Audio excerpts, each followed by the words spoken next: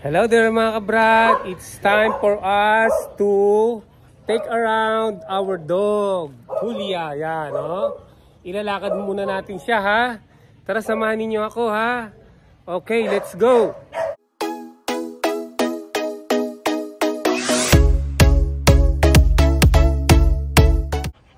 Ayan, kukunin na natin yung...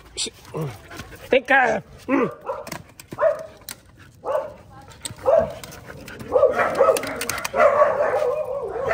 Ayan, ang hirap-hirap nito. Ang tigas-tigas ng ulo. Ayan, lakad na tayo. Lakad na.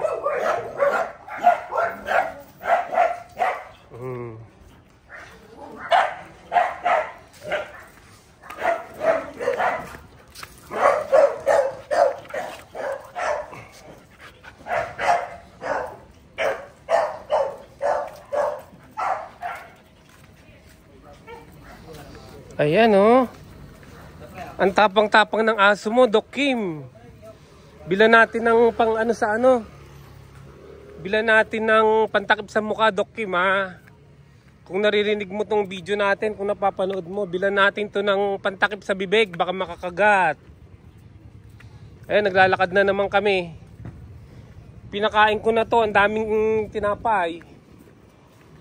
Ayan. Ibalik muna natin dun sa bahay, dun sa may harapan, kasi baka tumae eh. Baka tumae. Hindi natin makuha, kaya pataihin muna natin sa harapan ng bahay. Bago tayo mamasyal. Lakas-lakas humila, oh. So dito muna tayo para mahakot natin dito pag tumae. Dito lang muna tayo. Pag nakatain na, tsaka natin ipasyal. Ayan, oh.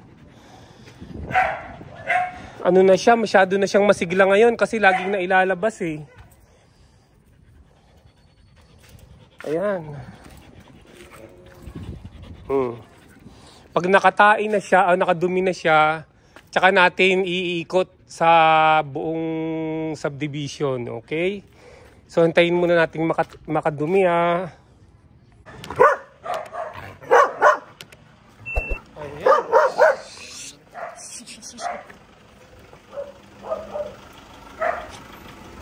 Sige, ha. Ayan, oh. Tahol ng tahol tong aso na to. Tapang-tapang, eh. So, hinantayin nating madumi. Hindi yata dudumi to. So, ano na natin? Ipasyal na natin, mga kabrad. Ayan na, lumalakad na si Julia. Ayan. Problema to pag nag-uuto, nagdumi sa along the way. Nakakatakot po talaga yung mga ganitong klase ng mga aso na pagkalaki-laki. Tapos pagkatapang-tapang. Minsan nga ako sinasakmal nito, kaya lang hindi niya binabaon yung yung ngipin. Buti na lang hindi binabaon. Pero nakabalita ako, meron daw sinakmal sa kamay na amo. Naku, lagot. Umiihi na, oh. Ayun, buti ihi lang.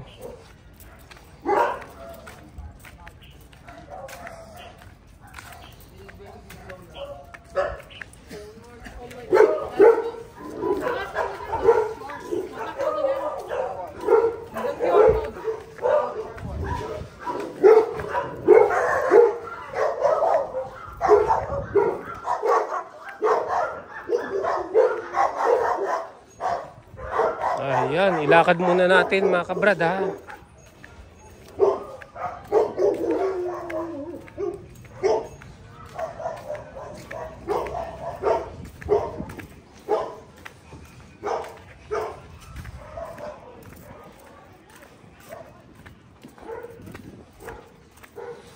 Pag nakakita ng pusa to sa kalye, hinahabol niya, eh.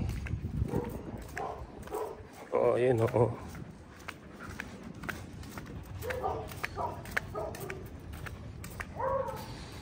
Siya nga pala, pinaliguan ko to nung mga 3 days ago. Oo, tapos sa susunod ulit paliguan ko ulit. Mga paliguan ko to once or twice a week. Okay lang.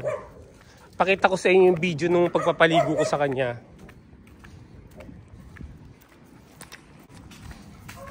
Yan, try natin puntahan yung ano, yung may alagang ano ron. Yung may alaga rin na Belgian. Ang dami niyang alaga, 2 lalaki, 1 babae. Tapos yung lalaki, ang laki-laki, grabe. Halos kalahati niya lang. Tapos ang tapang pa, sobrang tapang, kulay brown. Kulay brown, papakita ko sa inyo mamaya. Sana nasa labas yun, minsan kasi pinapasok sa loob ng bahay eh. Sabi nung may-ari, pag nakita ko na raw na niregla to, nag-emit na siya sa opening niya, sa puwerta niya ng blood. Bibilang daw ako ng 9 days. Tapos daling ko na sa kanya para mapa-breed na natin. So ganun nga gagawin ko, pero dapat dalaw-dalawin natin yung may-ari para maka-develop tayo ng rapport. Rapport, yung bang ano, yung relationship, sociable relationship sa may-ari. Ayan oh. Nag-ano siya, nagtatantrum siya pag nakakita ng ano eh, pusa eh.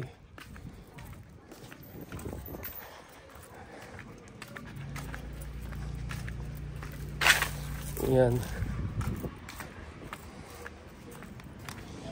Ayan mga kabrad, naabutan na tayo ng gabi. Maggagabi na. Dumidilim na oh, madilim na. Pero at least nakikita pa rin. Dito yung ano, barangay hall. Yan, ito yung barangay hall eh. O, malapit lang dito yung ano, yung mga Belgian Malinois. Malapit lang dito yung mga Belgian Malinois. Yan, halika dito.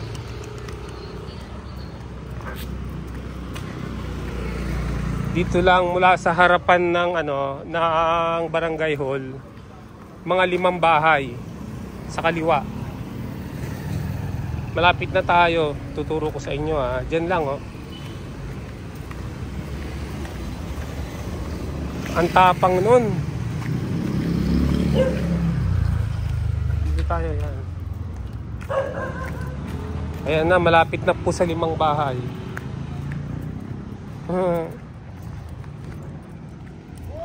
Chel! Hi, Chel. Ay, doon pa pala banda. Mga pang-7 bahay pala. Pang-7 bahay.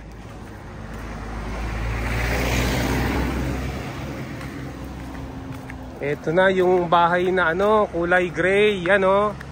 Yang merong gate na kulay gray. Ito o. Ito yung isa. Yan o. Oh, yan, Belgian, oh. Oh, dalawa. Yung isa mas malaki raw dyan, eh. Mas malaki raw, ayan, oh. Nakikita ba?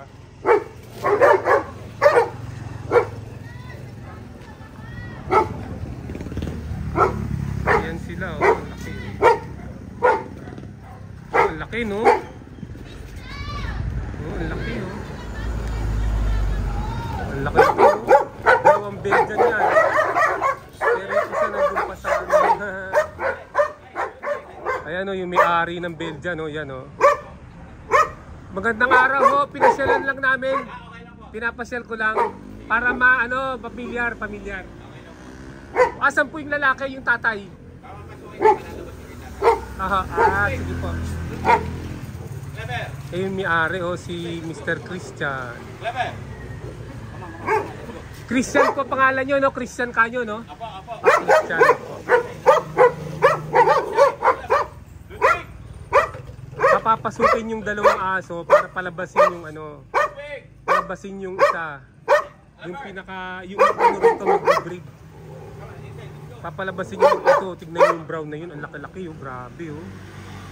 Binibidyo ko lang po. Papakita ko sa ano. Ayan, pinapasok na po yung ano, yung 2. Palalabasin po yung isa, yung malaki. Yung malaki, hantayin po natin ha. Ayan, binuksan na ilaw oh. Oh, ayan na po yung tatay oh. Yan po yung magdi-breed kay Julia, ang laki-laki, mas malaki oh. Ang ganda ng lahi niya no. Yung bloodline niya, Oak Creek. Oo, opo. Okay. Sir, binibidyo ko lang, papakita ko kasi sa may-ari nito eh. Yung anak ko, may-ari nito si Doktor. Doktor ang may-ari nito eh. Taga-ano mo ba yan? Sa may tapat ng LTO? Hindi. Hindi po, ang ano niya, ang clinic niya dito lang sa labasan ng Munuok. May jet black din kasi itong sinampahan. Ay, ganun ba? Ganyan din, conjuring sa taga-ano. Opo. Nakalimutan ko ang tawag din ito yung LTO sa ano. Sa, Doon po, papasok sa loob, doon sa mga merong nag-smoke belching ba yun? Kilala din yung ano eh. Yung handler nun eh. Ganyan din po, jet black din po. Jet black pala to. Alam niyo pala yung mga ano niya, hindi namin alam na jet black eh. Pero tignan niyo, hindi niya tinatahulan. No? Alam niya babae siguro. Alam niya ko eh. Naamoy niya. Alam niya babae. Oo. Pag nag-hit po yan, niregla, ano po siya? Ang masama po, hindi namin nakikitang nireregla pa kasi 2 and 2 months pa lang po to. 2 year and 2 months. 2 year and 2 months. 2 years po. 2 years and 2 months. Yung kanina yung maliit na babae, Opo. parang 8 to 10 months lang po siya. Nag-hit na. Nag-hit na? Opo. Ay, ewan ko lang, baka nalalampasan lang namin. Nalagpasan niyo po. Ano po yun? Kada 6 to 8 months po, nire-regla sila. Ganun ba? 6 to 8 months? Ang tagal pala, kala ko monthly. Hindi po. 6 to 8. Di, ang tagal pa. Kaya pala madalang namin makita. Baka nagregla na po to noon. Hindi lang namin napansin. Alam niyo po yung church sa ano, yung nature. Apo, dyan lang. Yung lang. tapat na may tindahan, yung anak nito tsaka isang jet black na doon. Ay, ganun po. Yun din. Malaki din po yun eh. Nabanggit din po sa akin noon. Isang mga pinagtatanong ako. Meron daw doon banda sa nature charts. Kaso hindi ko siya marunong sumampa. Yung lalaki. Yung jet black na. Yung anak nila. Oo. Baka bata pa ho. Hindi yung ginagamitan ng shooter eh. Ay, ginagamitan ng Ito po kasi shooter. 2 to 3 years, may shooter. Yung after 3 years kahit wala ng shooter, alam niya na kung paano gawin eh. Oo. Bullet. Up. Come on. Ito yung tenga hinagat nung anak. Nung anak, nag-away. Regla yung maliit, nagpamature sila. Apo. Nagpamature. Kaya kinagat. Apo. Ayan, hindi nagtatahulan sila. Alam na babae lalaki sila eh. Ayan din, ano po yan? Belgian din po yan? Yan yung anak ko nung sinampahan niya. Ang nanay po, yung Dutch. Dutch, oo. Yung nanay Dutch Shepherd. Kala ko yung isang kasama nung isa yun ng Dutch. Yun ang Belgian yung nanay Dutch. nito. Yun ang nanay niya. Dutch yung ano po, yung nanay. Ay, ganun po. Ito sila pure, yung dalawa. Ito ang ganda, ang laki niya. Pure Belgian po ito, tsaka yung isang anak na Opo. ganito. Buti nga po ito lumaki kasi nung bagong dating sa amin yan, panay pellet lang pinapakain namin. Okay lang po ba yun? Panay pellet lang, hindi namin pinapakain ng iba. Okay lang ho, mas maganda nga ho yun eh. Pero mas maganda po, papi. Kahit taon na, papi pa rin. Papi pa rin na Yung- pang papi? yung food.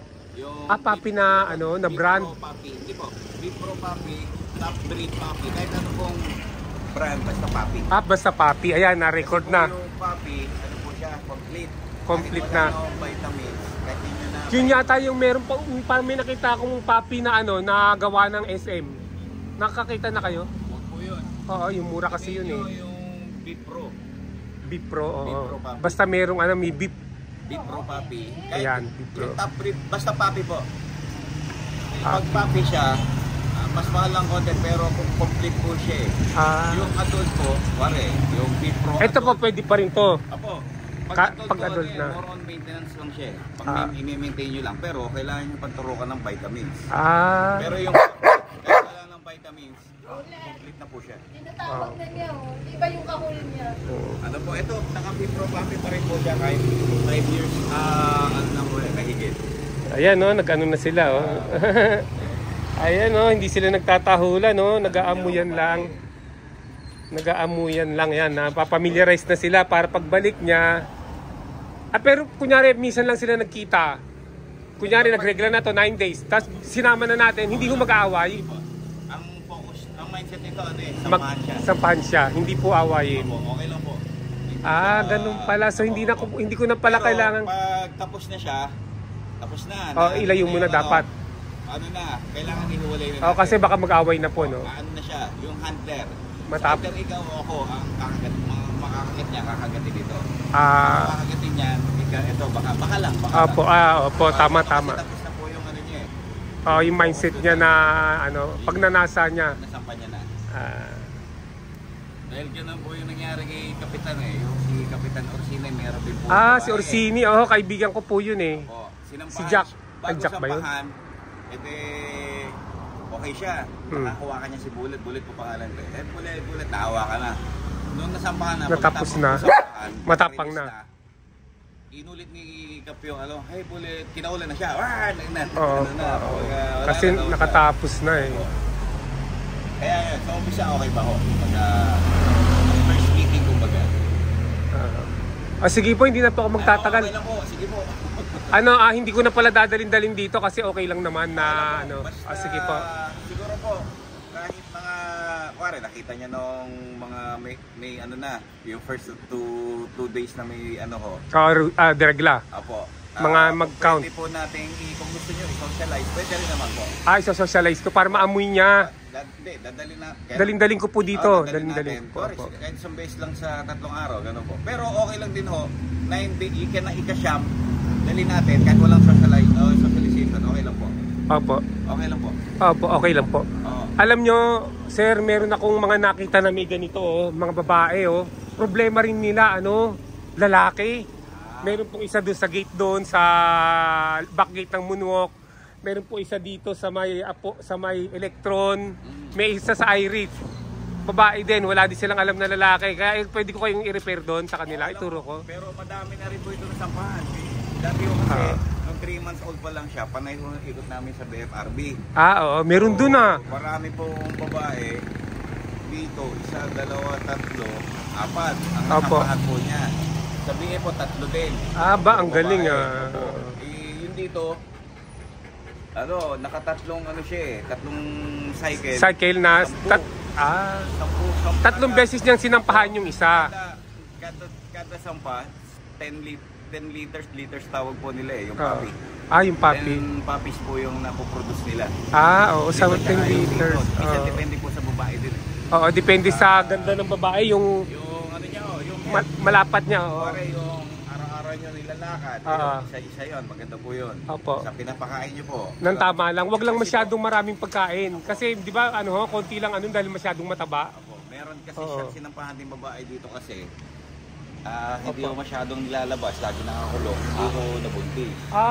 Kaya ito po lagi ko pong nilalabas. Depende po sa handler din.